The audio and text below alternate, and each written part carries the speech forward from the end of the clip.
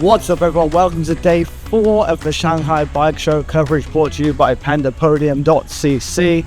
As you can see, I'm not in Shanghai anymore, I'm actually back in Shannon.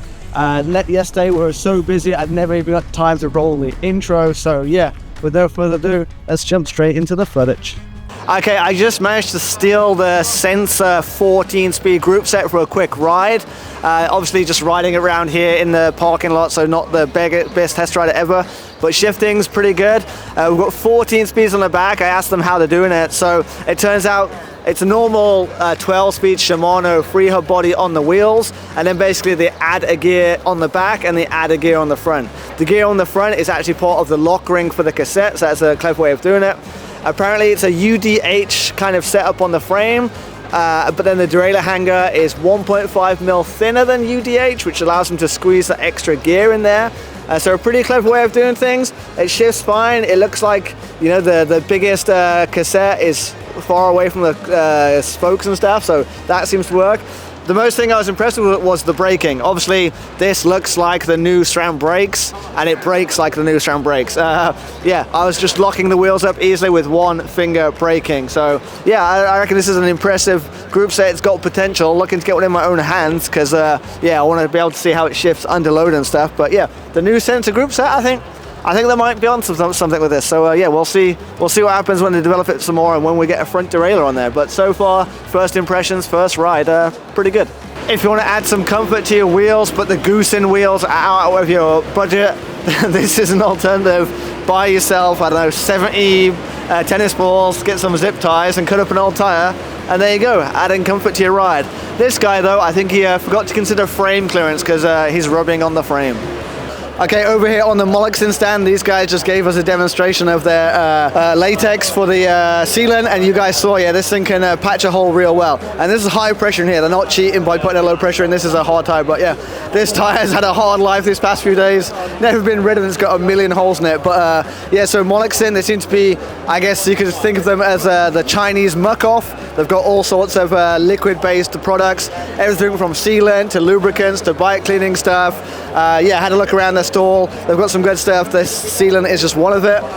Really interesting stuff. Obviously, some of this might be harder to buy overseas because shipping liquids all around the world is really complicated. But yeah, more and more Chinese brands getting into the more high-end bike equipment and accessories. Okay, over here on the XCADEY booth, they have an updated version of their Spider power meter. Basically, they've changed the casing of the power meter to carbon fiber. So this has dropped over 20 grams from the old version. The old version, the actual Spider power meter, was around 110-ish grams, and this new one now is like 85 or 87 grams thereabouts.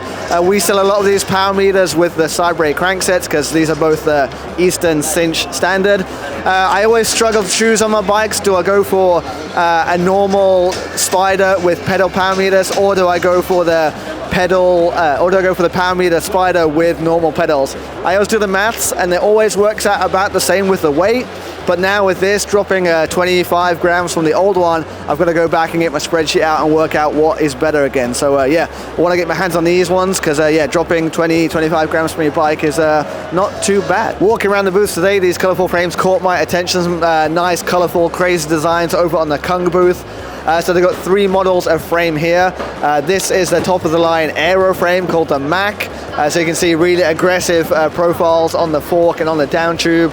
Aero frame, but the paint jobs are what caught my attention. So very nice paint jobs on this. So this is the aero frame, so this is like around about 1,000 grams for the frame set. But further down here we have their new frame, which is more of an all-round frame, so like an aero frame but not a full-on full-fat aero frame. This is more of your climbing frame with aero characteristics. So at the front we've still got a nice deep head tube, and the down tube is still aero shaped, but then at the back we go a bit skinnier. So this one with the paint job is less than 800 grams, so we're in the like 700 gram range. Kung, they're very clear about where their like market positioning is. They put themselves as their target audience is what they call competitive hobbyists. So not pros, but not total ruckus, but guys who are racing and maybe buying their own frames. You know, lots of guys at the top end of racing, you're sponsored, you get what you're given.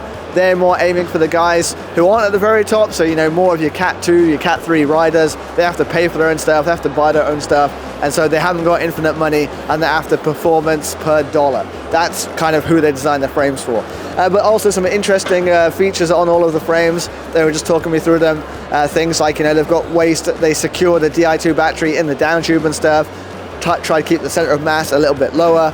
And yeah, just some interesting concepts. They also have their handlebar over here. The handlebar also has a nice shape to it, a bit of a forwards reach on it, and then the cables come out of here. And the cables coming out of here means it's a bit easier to do the cable routing, but it also means once you wrap the bar tape, it keeps the shape of the bar and you can't even tell the cable's there. Also down towards the drops of the bar, it goes to a more of a square shape as opposed to the traditional round shape. Because obviously when we're this low on the drops, the way we grip the bar is different to on the rest of the bar. So ergonomically it's done that. But then of course, your traditional bar end plug can't go inside, so it comes with its own like squircle shaped bar end plug. So yeah, Kung, sorry, seems to be a brand that are paying attention to lots of the details. And here we have one of their like concept bikes. If we walk around to here, this is their concept bike for the new version of the Mach, and as you can see here, it's another bike with a hole in it, although this time the hole is in the seat post. So yeah, apparently their analysis, their CFD says putting the hole up here is better than putting the hole in the frame. Who knows? That's for people with higher IQs than me to figure out, I guess, but it's certainly for an interesting looking bike when you've got a big hole in your seat post. Also on this one, a very, very deep head tube and a very hourglass profile from the front. So yeah, over on the Kung booth, their Mach Aero frames and the Mach X climbing frames seem to be lots of kicking off. Nice paint jobs too. You guys let me know in the comments down below if you'd like to see these on the website. As I say, they're not going the race to the top like these other brands that we see these days, like $2,000, $2,500 price tags. All of their frames, they try to keep around like the $1,600 kind of dollar price mark. So if that's something you guys are interested in, let me know in the comments down below and we'll see if we can get them on the website. Now, what is PandaPodium.cc? PandaPodium.cc is my website. Me and my team, we go around these Shanghai bike shows. We go into all the shows in Asia to find the best bike parts in Asia. We test them, we put them all on our site, and give you guys a nice reliable place to buy the stuff from. We ride it all ourselves, we QC it all ourselves, and then make sure you get only the best quality stuff. So if you've not checked it out already, make sure you do. PandaPodium.cc, link in the description below. Here, got something really interesting. These claim to be super environmentally friendly cranks because they feature wood. Yeah, wood reinforcement. I don't know if the wood's for just aesthetics or whatever. It feels like the outside is printed from some sort of alloy or machined from some sort of alloy, and then wood reinforcement. Obviously carbon cranks are a dime a dozen these days, but the environmentally friendly nature of carbon fiber is definitely up for debate. So yeah, some semi-alloy, semi-wood cranks for your bike. Also winning an award at the show are these. These are the carbon ceramic brake discs from ROCKBROS. Obviously carbon ceramic brakes are popular in the motorsport industry. Are they applicable for the bike industry? I'm not sure, I'm no engineer. I think the operating temperatures of something like this are a lot higher than what we'd have on a road bike, but yeah, certainly interesting to see. Feels very light as well, so yeah, some carbon ceramic brake discs for your road bike. Also, let's not forget we have two giveaways going on at the moment. We have one giveaway for the Craft Racing Works wheels. To enter that one, you have to sign up for our newsletter, details in the description down below. We also have a giveaway for the Yolio C45 gravel wheels. Now for that giveaway, it's over on Instagram, but I'll put the details in the description down below. So two giveaways going on at the moment. Also going on at the moment is our 2nd anniversary sale. Yes, Panda Podium, it's our birthday, we are 2 years old. So to celebrate, we'll put up some bundles, put them together. You can buy frames with wheels and bars together and save some money. So all of that stuff's over on the website. When you're done with this video, go check it out, and yeah, I'll see you next time. On with the show. Walking around the booth, I was surprised to see a Raleigh booth. Obviously Raleigh, a very old, very traditional English brand, but it seems, I don't know if the brand's been bought by someone else or something now, but yeah, now they've got these pretty affordable road bikes. So these are about 3,000, around less than $600-700 bikes. I see we've got Sensah on there, but yeah, it's a really weird juxtaposition to see an affordable Chinese bike with the Raleigh logo on the head tube.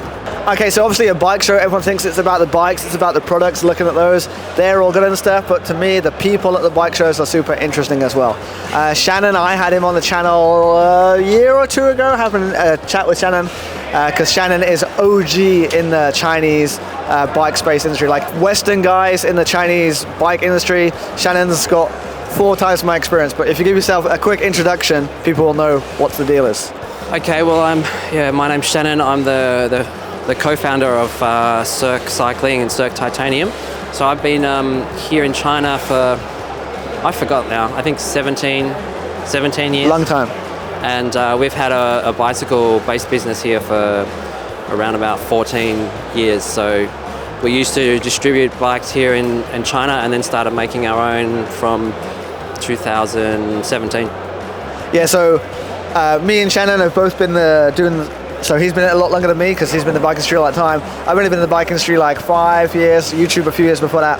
But him and I are kind of, this bike show for us is like validation, because we've been banging the drum for years going, the Chinese stuff's coming, the Chinese stuff's coming, it's gonna get there. And I think this year or these few years, it's kind of like, we were right. Yeah, it's nice to have that kind of validation, to see just the amazing products that are coming up and the new brands that are coming through, and at the speed at which it's happening as well. It's super exciting time to be in China, and it's super exciting to see where the Chinese bike industry is going. Yeah, for sure. So you've been coming to the Shanghai Bike Show, I think you said the first year was 2013? So it's like, yeah, my maths doesn't go, but that's a long time ago. And you said now, compared to then, it's just totally different, right? Totally different. Like, then there was a lot of trading, and like a lot of the branding back then was just really funny. Like, there was a brand called, in Chinese, Sentyeh, which actually spelled in English, S-H-I-T, Import-Export Company.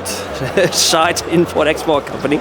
And now if you go to that same space in the same hall, it's a high-end helmet company. That's definitely not shit. Their stuff is really good. So that's just a great example of the transformation that we've seen since, it's only 2013. It's not that long ago. Yeah, like even the short time that I've been coming, before it was all just factories with the odd brand, and now of course there's still a whole bunch of factories, but yeah, the amount of brands is coming more and more, and yeah, like you say, on the booth, good products as well. But speaking of good products, of course, while we're here, a quick walkthrough of the bike. Yeah, take it away, you know more than me. This is our A21. It's our off-road model. The geometry was honed on the roads of Kyrgyzstan. We do a great gravel trip there in Central Asia. And I guess the key features of this bike, it has a flip chip on the carbon fork. Here you can flip the chip around. We have 2 modes. We call them business mode for 700C wheels and riding on the road, and party mode for 650B and off-road, which is a lot more fun. So you can flip that around. We've also now got full integration. We've got our own gravel bars, which have a nice flare on them and a good shape for gravel. We also have full internal cable routing if you're going for mechanical shifting. We know a lot of gravel riders still like mechanical, so we support it, and the shifting on this is phenomenal, thanks to the cast bottom bracket, which we can't see behind this great side brake crank. Sorry, I chose a too big a chainring, I'm sorry. It's okay. It's a very nice looking product, that side brake, and this is the first time that we've done a bike that's almost completely Chinese. I mean, the only foreign products on here are the Japanese Gravel Kings, and we've got a Pro Logo seat. Pretty much everything else is made in China. So the weight of this bike is quite impressive. It's 8.18 kilograms. Yeah, and again, nothing against the Yola or anything, but this Yola right next to it, which is similar sort of spec, is 20 grams lighter. So that speaks volumes for itself. Well, actually, it speaks about Panda Podium, because basically all that stuff that's lightweight is on there comes from Panda Podium. So you put that onto a titanium frame, and all of a sudden you have an absolute off-road weapon. So because I missed the last minute, like we built this up very last minute indeed, so it's not been test ridden in this build much yet, but I can't wait for you to try the goose in tires on the titanium frame. It is magic carpet, dreamy stuff. Also, you were telling me yesterday something about the paint. Yeah. So those of you who are into your kind of custom or boutique steel, gravel, steel, titanium bikes will know about Cerakote, which is an American coating company that makes protective coating that a lot of bike brands are now using on their frames. This is a Chinese company called Volate, who's making their own ceramic coating. And they've been experienced in using Cerakote for quite a long time, and now they've developed their own product. So the benefits of this product is that you can choose any color from the RAL color chart. So for this bike, we match the tires to the paint, whereas Cerakote has limited color palette. And also, it really lasts well in the sun. It doesn't fade as quickly as Cerakote. So Cerakote is great for an off-road bike because it's more durable. So if you've got dirt and rocks and so on banging against it, it's going to last longer than your standard automotive paint. So we're the first brand to use this Volate paint. So one of the great things about SERK is that you can customize your bike. We have 5 different paint jobs and you can choose the colors. And we use ceramic paint a lot. And now with this new paint brand, you can choose many more colors to customize your SERK. Very cool. Yeah.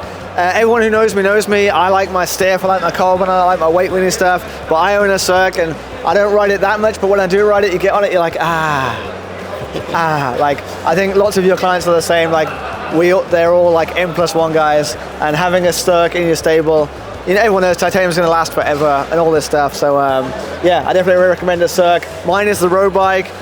Gravel, there's not that much gravel in China. I mean, you go on awesome tours to the edges of China, but where I'm in developed China, not so much. But definitely have to come on one of your tours one day. I'll bring the camera along because, yeah, Shannon does amazing tours around Kazakhstan, and you've done Everest things on Mount Everest before and all sorts of crazy stuff. So yeah, these guys are frontier cycling, I believe is what SERK call it. But yeah, if you want to know more, I think it's serk.cc. Yeah, so if you want to know more about the bikes or the adventures or anything like that, head out to SERK.cc. Shannon is an absolute legend. So yeah, thanks for coming and joining our booth. Thanks for having us. Awesome. Woo. Okay, welcome to the final day, the final hours of the Shanghai Bike Show. The final minutes. It feels like the end of the world around here. Yeah, if you can see behind us what's going on, carpets are being ripped up, guys are scavenging things off booths, it's all going crazy. Chaos. It's chaos. We're getting kicked out in like 9 minutes. 9 minutes, time's ticking. Quick, boys. We're exhausted, the show's exhausted, everything's exhausted, but let's do a quick wrap up. We thought we'd go in straight with the trifecta awards, we'll call it, of the show. So what was the first category we came up with? First category is best booth. Best booth. What's the best booth you saw? Best booth that I saw? There was going to be a draw between the two of us. We've had a bit of a chat first, but I'm going to have to go to it's XDS Astana. Purely, I disagree. It was the Panda Podium booth. Oh, okay. Yeah, sorry about that. Okay, other than the Panda Podium booth, XDS Astana purely because of money. Holy wow! They had. I mean, people have booths. They had the entire block. Not the whole hall, but close enough. Big stand, big lights, big everything. Bikes. Just massive, just absolutely massive. If you've seen it in any of our coverage or anyone else's coverage or maybe even their coverage online, huge. So that gets my vote, the XDS Astana booth. Yeah, I think for me it was the Elite Wheels Evolve booth. It was just clean, it was nice, all the products were easy, and the team there were quick. Like as content creators, we want to get there, we want to get the information quick, make sure we get all the footage we need, and yeah, they were on tap, available, all the product information was there, it was quick, easy, clean, yeah, it was good. I liked the Samasi booth, the 3D printed saddles. It looked like the bridge of the Starship Enterprise, but that's showing myself as a sci-fi nerd. But does one person get the award? Did all 3 get the awards? I don't know. Comment section below, I guess, gets to vote maybe? Have they seen it in their footage? I guess they only saw small corners. Anyway, we'll give it to Evolve, we'll give it to Elite. Well done, guys. We'll give it to Elite, well done. Here's your imaginary award. It's just, they don't need the money, it's just the sun, they don't need the money. Yeah, no.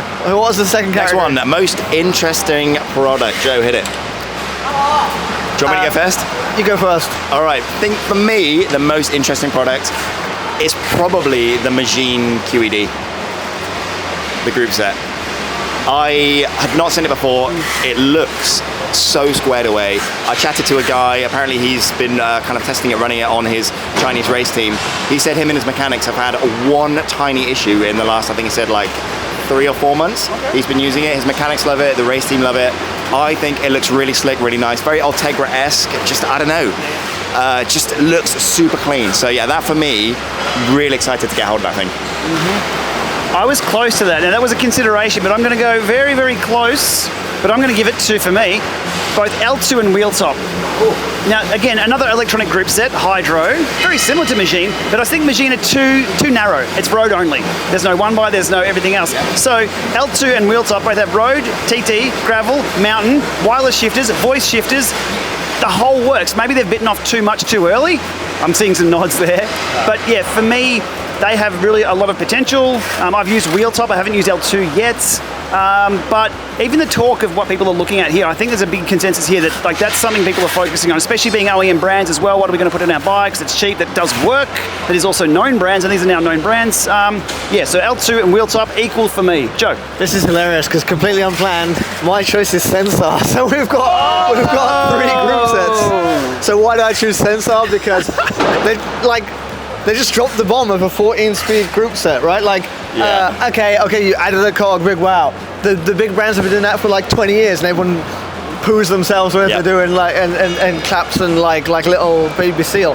But just the fact of how like it was just dumped on their stand like with no real fanfare or anything. So for me, the word interesting means something that piques your interest and makes you want to learn more about it. I'd say it ticks that box. I was lucky to get a quick ride on it today. Like I was walking between booths and some guy was riding it, so I jumped on it. The brakes are phenomenal. Very similar to SRAM. We've spoken about this. Yeah, what a coincidence. Now, last night you were saying you like the new SRAM stuff. You like that modulation of the new SRAM. Is that what you were saying? No. I was saying that rim brakes have more modulation than disc brakes, and anyone who tells me otherwise is wrong. But disc brakes do have more braking power. I'll give you that. So we'll just say Chinese group sets win the award. There we go. Overall, absolutely. Yeah. For interesting. Yep. Okay, what's next? Our final one was, and this is controversial, can be controversial. No company wants to win this award. What was the biggest piece of thing that you wouldn't buy here? What was the biggest thing that is less, how do I put this politely? I could use some Australian terms, but I won't. Less likely to succeed in the market. I'll go first. You guys can have a think about this because it can be controversial. Mine is the Dronesicle. Now, not technically a bike because it was that drone car little taxi thing. It's still here at the show, so it qualifies. That you sit in and the arms fold out like a DJI drone, and it's a drone, and it will take you. It's like it's a flying car effectively. It's about as big as this booth. It's not going to be a thing. It's not going to work as it is. And I mean, one might be safe in the sky. Any more than one, you're dead. Well, I'm probably going to die in that as well. The drone. I don't even know the name of the actual company. We've titled it the Dronesicle, but I don't think we'll see that anytime soon. I'm still thinking. Yeah. All right, you take some time to decide. I got not a couple, but there's not like a worst thing I've seen. There were just 2 that were, I don't know, not quite what I expected. Well, for one, it was another electronic group set, the Ningbo Suyu transmission company. With the massive battery on the front derailleur. The front derailleur was really chunky. Yeah, absolutely huge. The shifters were just the original L2 ERX, which the buttons on those are fantastic. So that I'd be interested to try it, but obviously got some concerns on that front. But imagine if it's 50 quid. Exactly. Well, this is it. Maybe I'll eat my words. Secondly, another group set I tried for the first time. It's been out for ages. The Microshift Sword I saw today. Sword. Yeah, it's their like 10-speed kind of. I don't know, gravel group set in a way. So it's normally run 1x, and then you've got, a 10-speed, 11 to 46 cassette on the back. Shifting was a little rough, honestly. Yeah, I don't know, maybe there was just something on the stand, they hadn't set it up right, but it felt quite agricultural. Maybe that's the whole point, and it's just built for like robustness and durability. I know we we mentioned Pathless Pedal, I think, between us yesterday. I know he loves the Microshift Sword, or at least I understand he does. So I was expecting good things, but something about the shifting, the buttons weren't feeling amazing, and it just felt a little bit agricultural in terms of just chunky, really clunky. Yeah, I'm a bit nervous because there are literally tens of thousands of products here, and you have to think that every single product has months of someone's lives, Yeah. like inside of it. So we're killing babies. Yeah, we're killing babies. I'm not going to choose one particular product. I'm going to choose a concept, and that's putting holes in your bike frame. Right, yeah. So SERK did it last year with the spear. And they put a white paper on it saying it was faster, yada yada yada. And now this year, like every brand's been like, oh well, we're gonna put a hole in our frame too, or in our seat post, or in anywhere. And so I've just holes for the sake of holes. Now, when you say holes, you don't mean holes as in storage box holes or mounting points. You mean carbon that waves around things and is aero of some type. Yeah, like stop putting holes in your stuff. Holes in like, don't make your triangle an origami pretzel. Again, I'll probably eat my words if I ride it. It's the fastest thing ever and super comfortable. But no holes for the sake of holes. I'll go for that. They're turning the lights off on us here as well. Our lights are going off. Yeah, we got like 30 Lecky's seconds. going out. Lecky's going out. World is ending. Okay, well, I'll go last 30 seconds before the roof literally collapses on us. Thank you very much for these two guys coming out to the show. I literally couldn't have covered the show without you, so muchos gracias. Let me know, like as I said yesterday, these guys are going to get them back next year. Any other final words? Take the mic. No, it's been absolutely sick. Thank you so much for having us. Your team have been absolutely beyond exceptional. Just every facet of what you've done for us, at least for me and from my experience, has been incredible. You've sorted everything out, made it super easy so we can just get on with our jobs. Yeah, massive thank you. Yeah, no, again, thanks to Panda Podium for sponsoring our videos as well, and making us all as possible, as Luke said. But just, feet on the ground over here is so different to even what you've seen here in the show. We cover just a little bit of it. There is just so much. Even now, there's bikes walking by. That was a kid's full disc bike that has gone past. Anyhow, there's things everywhere to see that you just don't see unless you're here. So if you're ever thinking about coming over, come over, hang out, let's have a Coke. You guys can do beers, whatever. It's all good. And there's lots of good friends here as well. The industry is still a relatively small industry, so lots of catch-ups to have. And I mean, everyone's here to ride bikes, and it's just a good vibe. Definitely. If you're in the town, definitely come check it out. Final thoughts, thank you for you guys coming out. Thank you to Barry for operating the camera and editing the videos. Thank you to Ava for running the booth. Thank you to Zoe for running my schedule. Thank you for Tom for doing all of the work with the bikes. Thank you for Ben and Frank for translating to everyone. Thank you for Mars for the logistics. Thank you to all my team back home. Couldn't do any of this without everyone, so big thank you to my team. Love, one love. And on that bombshell, see you next year. China Cycling, out. And that about wraps up the Shanghai Bike Show. I also have a bunch more of other interviews I filmed with various brands while we were there. I'll be putting those up on the channel in the coming weeks. I'm actually back in Shannon now, and Luke, aka Mr. Tracefellow, is back as well. So I'm going to be taking him around some of the factories. We're going to do some riding if the weather cleans up, and generally getting up to some shenanigans. So make sure you pay attention to his channel for when those shenanigans drop. Again, a big thank you to the boys for joining me at the Shanghai Bike Show, and we'll see you next year. China Cycling, out.